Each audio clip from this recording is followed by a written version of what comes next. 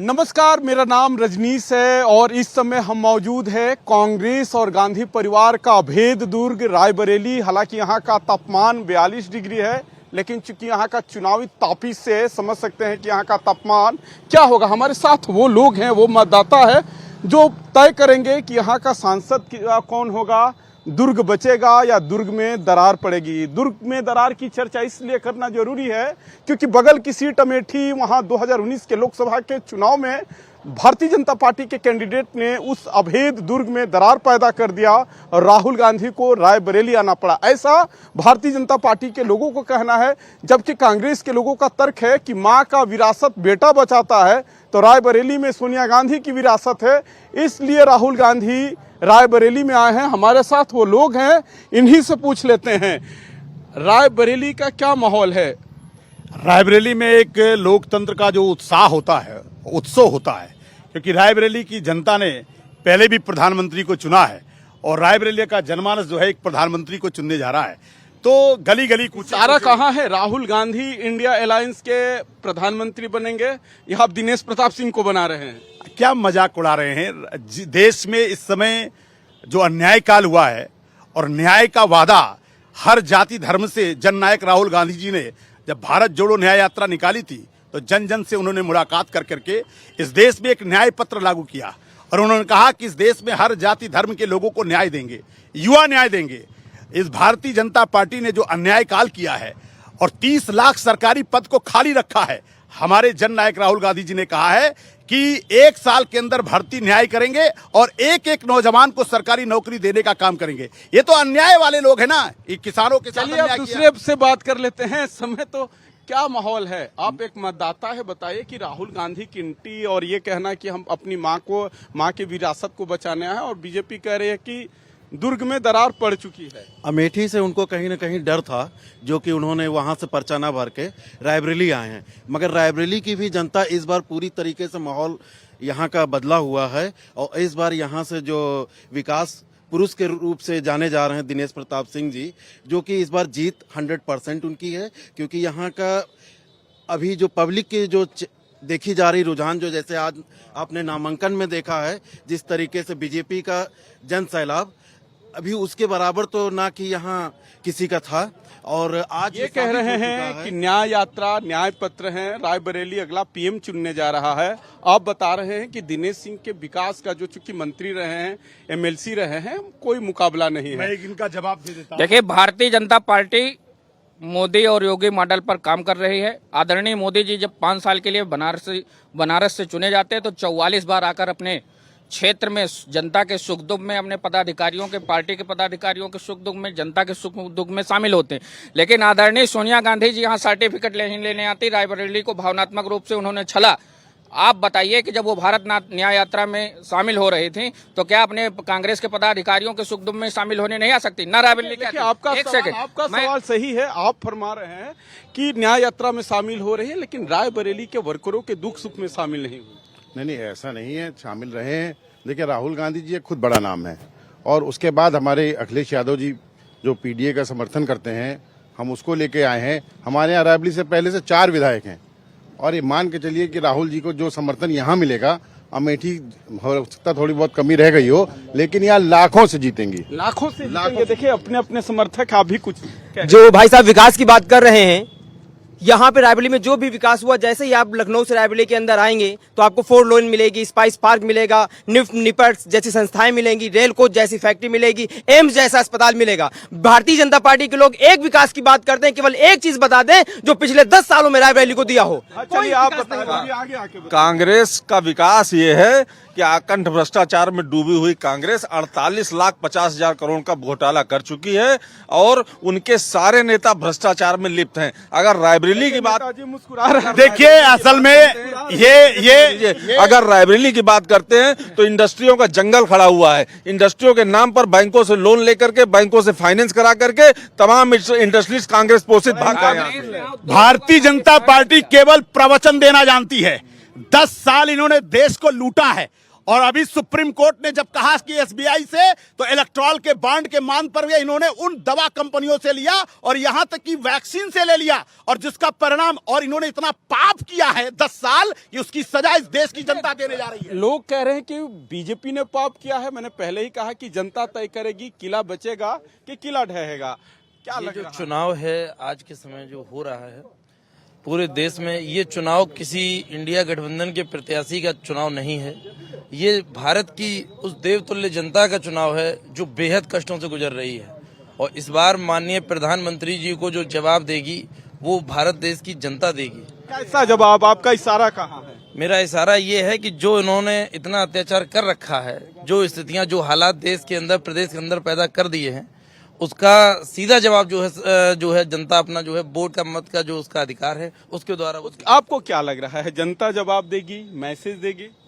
देखिए, कांग्रेस के जो लोग हैं हमेशा से सोचते आए हैं कि रायबरेली उनका गढ़ है और रायबरेली उनका परिवार है।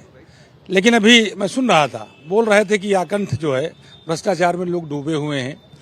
लेकिन 2014 के पहले आप चले जाइए, इनका कोई भी मंत्री ऐसा नहीं रहा हो, शायद ही कोई मंत्री ऐसा रहा हो जो जेल न गया हो। राष्ट्रमंडल खेल घोटाला, 2G 3G स्पेक्ट्रम घोटाला, और जो विकास रायबरेली की बात कर रहे हैं कि जो है फैक्ट्रियों का जाल लगा दिया।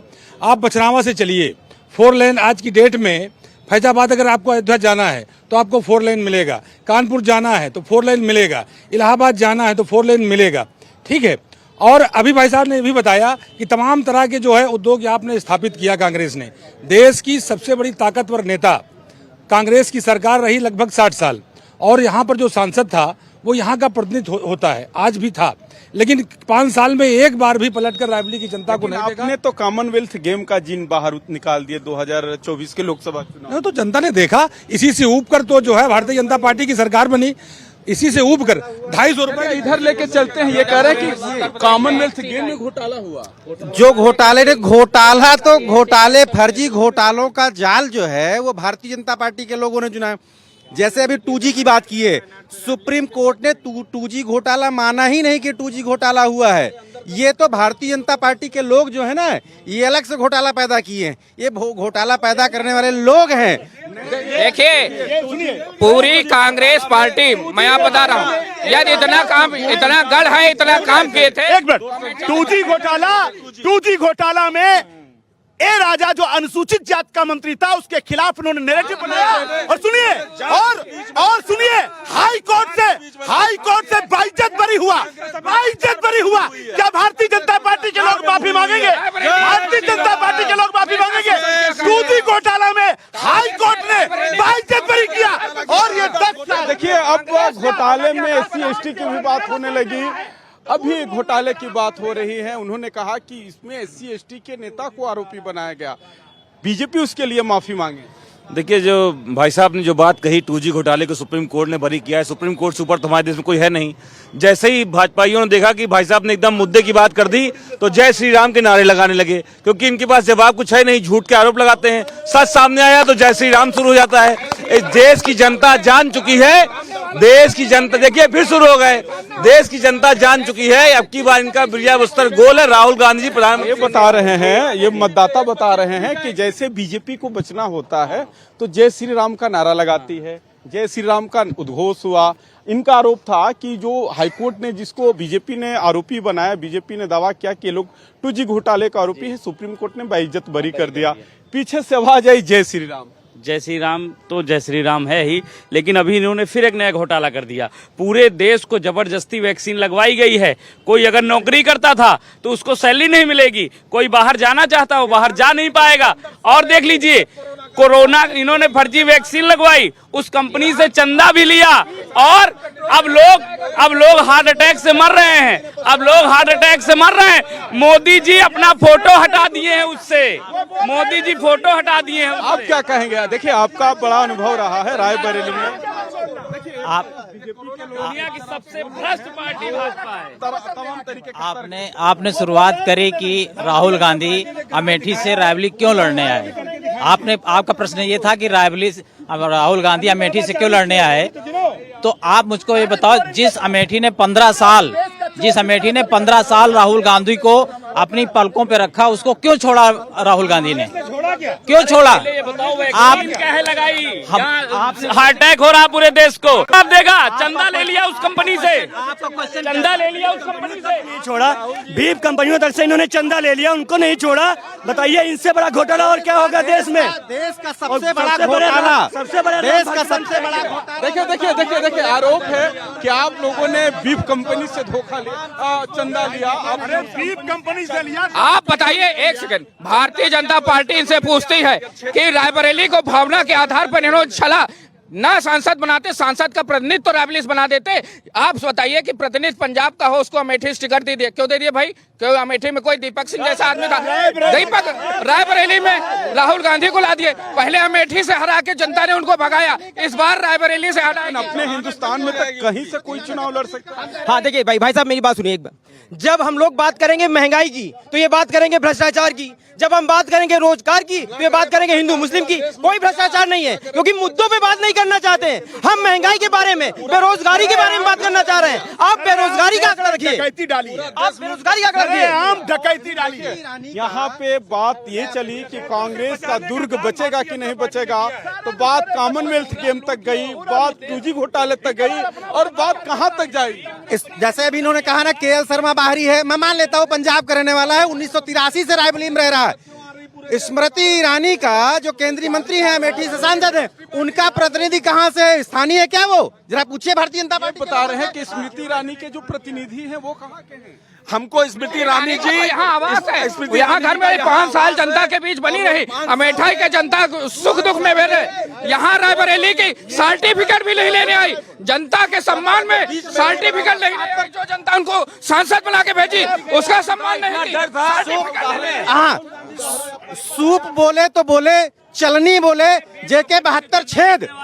अगर कांग्रेस पार्टी ने किया है तो इनकी क्या हैसियत बताने की बाहरी है। और यहाँ हर एक दल के समर्थक हैं, अपने हिसाब से तर्क गढ़ रहे हैं, बात चालन तक चली गई। आप लंबा अनुभव रहा रायबरेली में, रायबरेली आप देखते रहे हैं, इस बार क्या लग रहा है? रायबरेली का जो भी विकास हुआ, आज से 10 साल पहले जो भी विकास हुआ, वो सिर्फ और सिर्फ इंदिरा गांधी से लेकर के और सोनिया गांधी तक चलता रहा। उसके बाद विकास के नाम, एक मिनट, उसके बाद विकास के नाम पे सिर्फ वही आपका कहते हैं जुमले छोड़ देना, ये बना देना, वो बना देना। तो कह रहे हैं कि दिनेश सिंह भी विकास ना, एक मिनट, उसके चाहिए। जनता से चुना गया सांसद अपना सर्टिफिकेट नहीं लेने आता है और सिर्फ उसकी सांसद। एक जगह गुजरात का आदमी बनारस आके चुनाव लड़ सकता है, प्रधानमंत्री बन सकता है। पंजाब का आदमी अमेठी आके इलेक्शन लड़ सकता है, उसमें बीजेपी वालों को ऑब्जेक्शन हो रहा है। पूर्व प्रधानमंत्री स्वर्गीय राजीव गांधी ने कहा था 1 रुपए में हम 15 पैसे जनता तक पहुंचा पा रहे हैं। 13 करोड़ जनधन खाते जीरो बैलेंस पर खोल करके सभी को गले में भगवा गमछा है, बताने के लिए काफी है। कांग्रेस के लोग आरोप लगा रहे हैं। आरोप लगाना बिल्कुल गलत है इन लोगों का। ये लोग पहले 5 साल का जवाब दें। हमारे यहाँ का मैं बताता हूँ, सीधे रायबरेली की बात करता हूँ। हमारे यहाँ पर जो 5 साल पहले लड़ा गया चुनाव, माननीय दिनेश प्रताप सिंह जी चुनाव लड़े, उसके बाद सरकार में उनको मंत्री बनाया गया और पूरे 5 साल जनता के बीच में रहे, सुख दुख में रहे। हर तरह से वो, उन्होंने कभी नहीं देखा कि हमारी पार्टी का है, वो सिर्फ जनता के लिए काम करते रहे। हमारी पार्टी ने उन पे विश्वास जताते हुए उनको टिकट दिया है। मैं पूछना चाहता हूं राहुल गांधी से, कांग्रेस पदाधिकारियों से, कि राहुल गांधी और सोनिया गांधी पिछले 5 साल कहाँ थी? इसका जवाब वो दें। पिछले 5 साल उन्होंने सिर्फ रायबरेली की जनता को छला है, ठगा है, सिर्फ और सिर्फ धोखा दिया है। देखिए यहाँ दल, हर एक दल के समर्थक लोग हैं। थोड़ा सा भाई साहब कुछ कॉमन लोगों से भी पूछ लेते हैं। आज पूरा गांधी परिवार का कुनबा था, कहीं ना कहीं उन्होंने अपना इमोशनल अटैचमेंट जोड़ा, कहा कि ये रायबरेली हमारा परिवार है। आपसे पहले किया, कॉमन तौर पे बताइए क्या रहेगा 2024? जो राहुल गांधी है वो यहाँ का उनका गढ़ है माना जाता है, लोग उनसे जुड़े हैं। ये जो बीजेपी वाले लोग हैं ना, ये सिर्फ चिल्लाते हैं, बात नहीं करते। मैं जनता हूँ, मैं एक युवा इंसान हूँ, मुझे रोजगार चाहिए, रोजगार पे बात नहीं करेंगे। भुखमरी इंडेक्स में भारत जो है, बांग्लादेश, पाकिस्तान, मालदीव, श्रीलंका, भूटान सबसे नीचे चला गया। उनसे इनसे व्हाट्सएप नहीं, आप विश्व रैंकिंग वो देंगे। बीजेपी वाले सिर्फ बातें करते हैं। किसानों, नौजवानों को भारत के गूगल कर लीजिए, गूगल। बीजेपी वाले सिर्फ चिल्लाते, शिक्षा पे कभी बात नहीं करेंगे, रोजगार पे बात नहीं करेंगे। रोजगार, मैं ये बैग लिया हूँ, मैं कापी किताब लेकर पढ़ाई करने जाता हूँ, मैं पेन लिया हूँ, पहले पढ़ाई करता हूँ, मैं पढ़ाई करता हूँ, पढ़ाई करने के बाद नौकरी नहीं मिलती है। भाई साहब, इन्होंने पूरे 10 साल कोई काम नहीं किया। यही वजह है कि आज ये हिंदू मुस्लिम और मंगलसूत्र पे आकर के वोट मांग रहे हैं। ये विकास के नाम पर कोई वोट नहीं। बड़ा आरोप है। देखिए, तीसरे टर्म में जो कांग्रेस के द्वारा पीओके दान किया गया है, जो कांग्रेस के द्वारा सियाचिन दान किया गया है, हम लोग उसको वापस लाने का काम करेंगे। हमारे भूभाग में मोदी जी के नेतृत्व में सम्मिलित होगा। और जो चिराग कल तक रायबरेली में जलने की बात कर रहा था, जैसे ही माननीय राहुल गांधी जी का यहाँ पर घोषणा हुई, उसी समय से वो चिराग पूरी तरह से बुझ चुका है। रायबरेली हार चुके हैं ये। देखिए, रायबरेली की जनता है, बात कारगिल की हो रही है, बात लद्दाख ले की हो रही है, लेकिन 2024 के हम परिणाम की तहकीकात कर रहे हैं कि 2000। देखिए, हमारे साथ हमारे रिपोर्टर जो लगातार ग्राउंड जीरो पर रिपोर्टिंग कर रहे हैं, आप लगातार यहाँ पे मेहनत कर रहे हैं, रिपोर्ट कर रहे हैं। हर एक दल के लोग हैं, हर एक दलों के समर्थक लोग हैं, अपना अपना तर्क है। कोई 2G घोटाले की बात कर रहा है, कॉमनवेल्थ घोटाले की रायबरेली की धरती पे चर्चा हो रही है। हम लोग लगातार ग्राउंड जीरो पर रिपोर्ट कर रहे हैं। अभी CWC वाला कहीं चर्चा नहीं हुआ था, कॉमनवेल्थ गेम की कहीं चर्चा नहीं हुआ था। अच्छी बात है, इतनी यहाँ राजनीतिक समझ है। लेकिन आप क्या देख रहे हैं, राहुल गांधी के आने से क्या असर होगा? देखिए, दिनेश प्रताप सिंह जब से भाजपा ने इनको घोषित किया, प्रत्याशी घोषित किया, उसके बाद से ये सभी चैनल पे हर आदमी कयास लगा रहा था कि कौन यहाँ से गांधी परिवार से चुनाव लड़ेगा। तो कि राहुल गांधी रायबरेली से लड़ेंगे ये किसने सोचा नहीं था, लेकिन अचानक से रात में जब ये घोषणा हुई तो यहाँ पे मुकाबला दिलचस्प हो चुका है। और KL शर्मा अमेठी चले गए हैं। अब यहाँ पे जब राहुल गांधी आ गए हैं तो जाहिर सी बात है पूरे देश की निगाहें यहाँ रहेंगी। राष्ट्रीय मुद्दों की बात भी होगी और लोकल मुद्दे जो सड़कें हैं, जैसे यहाँ पे महंगाई, भ्रष्टाचार अगर देश में है तो रायबरेली में भी है, तो इन चीजों को लेकर भी चर्चा होगी। तो ये कुल मिला के जब आने वाले कुछ दिनों में ये सब बातें सामने आएंगी, राहुल गांधी मंच से बोलेंगे, तो यहाँ रायबरेली में भी इन चीजों का जो है इफेक्ट पड़ेगा। क्या माना जाए, फाइट रहेगी या वन साइडेड? फिर नहीं, फाइट रहेगी। भाजपा के जो दिनेश प्रताप सिंह हैं उन्होंने भी मेहनत की है, पैदल यात्रा की है, गांव-गांव गए हैं, उनकी मेहनत को कम नहीं आंका जा सकता। और राहुल गांधी जो कि राष्ट्रीय चेहरा है, राष्ट्रीय लोग उनके चेहरे को देख के वोट देते हैं। अमेठी में भी उन्होंने जीत हासिल की, पिछली बार वो हार गए थे, लेकिन इस बार उन्होंने भी मेहनत की है, पूरे देश में पैदल यात्रा की है, मुद्दों को लेकर लड़ते भी हैं, विपक्ष का एक चेहरा भी है वो। तो कुल मिला के यहाँ रायबरेली में जो मुकाबला वो दिलचस्प होने वाला है। आपका क्या ख्याल है इनके बाद? चूंकि हमारे रिपोर्टर हैं, ग्राउंड जीरो पे लगातार रिपोर्ट कर रहे हैं, दल की बात है, दल के लोग अपना अपना तर्क देते हैं, आपको क्या लगता है? रायबरेली में इस बार भारतीय जनता पार्टी का परचम, कमल का फूल खिलने जा रहा है और कांग्रेस ने सिवाय झूठा आश्वासन के सिवा आज तक उन्होंने कुछ नहीं किया। और ये संभव अगर हो सका तो भारतीय जनता पार्टी की सरकार में हो सका और यहाँ पे पूर्ण बहुमत से भाजपा की सरकार बनने जा रही है। और रायबरेली से माननीय दिनेश प्रताप सिंह जी कांग्रेस की बीजेपी की सरकार बना रहे हैं, लेकिन इनका अपना तर्क है। आज तक दिनेश प्रताप MLC आज तक कोई जनता के प्रति चुनाव नहीं जीते हैं। ये जो लोग बोल रहे हैं ना कि दिनेश सिंह बहुत जनता के बीच में जाता है, मैं गांव से आता हूं, हमारा विधानसभा ऊंचा विधानसभा लगता है, शायद मनोज पांडे हैं, वहां आज तक नहीं गए हैं। सिर्फ गुंडाई होती है उनकी सरकार में, MLC हैं, गुंडाई करते हैं। और इन लोगों से पूछो कि ये तो नया आरोप लगा रहे हैं कि गुंडाई कैंडिडेट। देखिए, भारतीय जनता पार्टी का एहसान है रायबरेली के ऊपर।